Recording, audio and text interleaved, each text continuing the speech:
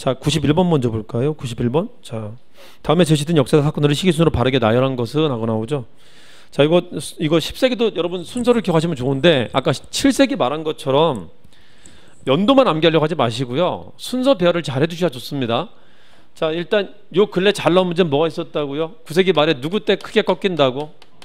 여왕 때 크게 꺾입니다. 여왕 때. 이때 뭐가 등장한다? 호족이 등장합니다. 우리가 알고 있는 대부분 호족이 이때 등장합니다.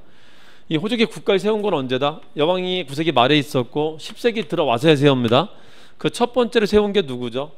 견훤입니다. 견훤이 세운 게 후백제고요. 그 바로 다음에 세운 게 누구죠? 궁예입니다. 궁예. 이게 후고구려다. 자, 그리고 누가 또 있죠? 왕씨 집안 있었는데 누가? 왕건이가 나라 세운다. 그게 뭐죠? 여기 쿠데타 일으킨 거죠. 이게 뭐다? 고려인데, 여기에서는 상황이 그런 상황이 있었죠. 송악에서 건국했다가 철원으로 이동했다가 얘는 철원에서 건국하고 다시 송악으로 간다. 그러니까 궁예가 무너지고 왕건이 왕이 되는 과정이 있었다는 것도 기억해 두셔야 되고요. 그렇죠? 자, 여기에 계기가 되는 사건이 하나가 있죠. 분기점이 되는 사건이. 뭐라 그랬었죠? 그게 926년의 사건이라 그랬었죠. 이게 뭐죠? 자, 지금 남은 것은 고려와 후백제가 있는데 이 둘의 힘의 균형 관계가 깨질 만한 큰 사건이 있었죠. 그게 뭐다? 발해 멸망이죠. 이 발해 사람들이 어디에 흡수가 된다? 고려에 흡수가 되면서, 얘들은 촌놈들이죠. 이 사람들은 까도남들이죠. 도시 사람들이죠. 그러니까 국가 경영에 경험이 있었던 사람들이 고려로 들어오면서 누가 더 커질 가능성이 커진 거죠? 이쪽이 훨씬 커질 가능성이 커졌단 말이죠.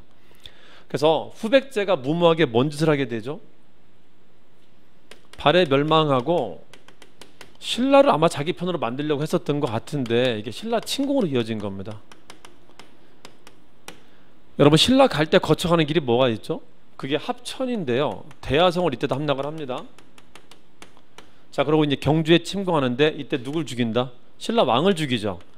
이게 실수인데, 여러분, 견훤이의 책사가 누가 있죠? 최승우라는 사람이 있죠.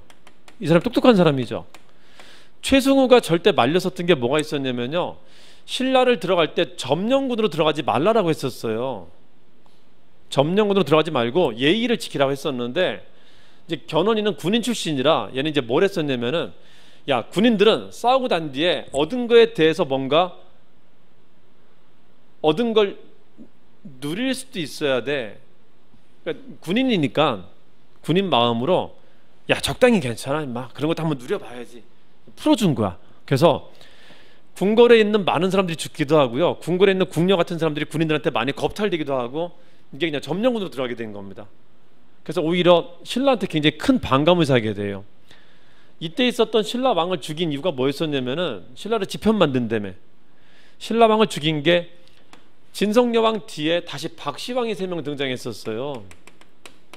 이 박씨를 다시 김씨로 왕계를 세워주겠다고 집단에는 한 겁니다, 이게. 근데 이 과정에 되게 안 좋은 과정이 있었다고요. 그래서 박씨가 누굴 불렀죠? 살기 위해서 고려를 불렀었다고요. 그러니까 이게 고려와 같은 편이 된 겁니다. 그리고 실제 경순왕을 세워놨는데 경순왕도 고려랑 고려의 우호적인 뜻을 보이게 돼요. 그러니까 죽 서서 개중꿀이 된 겁니다. 자, 일단 왔죠. 고려가 와서 뭐 한 거죠? 경상도 싸움이 나타나는데, 이때 있었던 대표적인 싸움이 뭐였었다? 27년에 바로 있었던 게 무주공산, 팔공산 전투, 공산 전투가 있었던 것이고, 30년 들어서 나타난 게 뭐가 있었죠? 안동 전투인데, 안동을 옛날에 뭐라 했었죠? 고창 전투인데, 이 공고라고 하죠. 여기서부터 이제 꺾이기 시작을 합니다. 후백제가 여기서부터 꺾이기 시작하면서, 여기는 왕건이가 죽을 뻔했었죠. 견훤이 이겼었고 왕건이 이깁니다. 이제 왕건의 시대로 가게 돼요. 자, 이게 30년 된데, 여기서부터는 30년대 들어갔고, 누가 먼저? 신라가 이제 그냥 갖다 바치죠. 선택 잘한 겁니다. 신라가 고려에 나라를 통째로 들어바치는데, 이게 35년이고요. 자, 이름으로써 뭐가 무너지지 않게 되죠? 신라의 인재들이 무너지지 않게 되죠. 어디로 그대로 흡수가 되게 되죠? 고려로 흡수하게 되는데, 그래서 고려 내에는 원래 지역이 고구려 지역이니까 고구려계 사람들이 있었고요. 그래서 누가 들어온다? 신라계가 들어오게 되는데, 이게 고려 조정을 장악하는 양대 산맥이 되게 됩니다. 초반에는 이 사람들이 좀 우위가 있었지만 결국은 누가 이기죠? 똑똑한 사람들은 이 사람들이 똑똑하기 때문에 이 사람들이 결국은 신라 조정을 장악하게 되죠. 이걸 상징적으로 보여준 사건을 뭐라고 평가하는 거죠? 묘청의 난이라고 평가하는 거죠.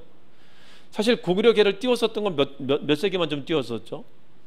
10세기 초반에만 잠깐 띄웠었던 거죠. 띄우다 안 띄우죠. 왜 안 띄우죠? 그냥 이제 무시하죠. 이쪽은 관심 많이 안 가지죠.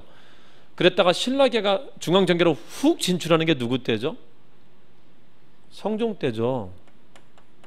성종 때 훅 진출했다가 이 사람들이 문벌귀족으로 성장해 가게 되는 겁니다. 문벌귀족으로. 그러니까 수 잘 쓴 거야 이게. 나라를 유지할 수 있었단 말이에요. 국호만 없어진 거지 유지했단 말이지. 이때 끝까지 대들었었던 나라가 누구죠? 후백제인데 후백제 마지막 전투가 뭐죠? 선산 1, 2천 전투라는 걸 계기로 후백제 멸망하게 됩니다. 여기는 후백제 내분도 작용을 하게 되죠. 아들이 아빠를 가둬버리는데 아빠가 탈출해갖고 왕건이한테 같은 편이 되게 되죠. 그래서 견훤이가 왕건이 군대 이끌고 가서 지 아들하고 싸웁니다. 이런 막장 상태에서는 이길 수가 없다라는 거죠. 936년으로 통일이 이루어지게 됩니다. 30년대에서 결국은 끝나게 돼요. 이 10세기 전쟁이. 그리고 그 뒤에 태조가 몇 년 더 통치하죠. 그렇죠. 자, 요 관계도 기억해 두세요. 자, 요 순서를 백고고 발신백이라고 하죠. 백고고 발신백인데 일단 이게 기준이 된다는 걸 꼭 기억해 두세요. 926년 전후한 상황이라는 것도 꼭 기억을 해 두세요. 저런 순서를 잘 기억해 두시고 문제를 풀어야지 문제 쉽게 풀리지, 순서 개념 없이 연도만 외운다고 문제가 풀리는 게 아닙니다. 아시겠죠? 문제도 빨리 풀어야 되잖아요. 빨리. 그렇죠? 자, 91번 보시면요. 자, 기억 보세요. 발해 거란을 멸망되었다. 자, 발해 멸망이 언제라고요? 26년이고. 자, 경선왕이 항복했다. 언제? 통일 직전 35년입니다. 자, 후백제를 정벌했다. 후상 통일했다. 언제? 36년이고요. 자, 리을에 국호를 세웠다. 송악으로 도를 옮겼다. 이건 언제죠? 후고구려에서 고려로 바뀔 때의 과정을 말하는 거죠. 그렇죠?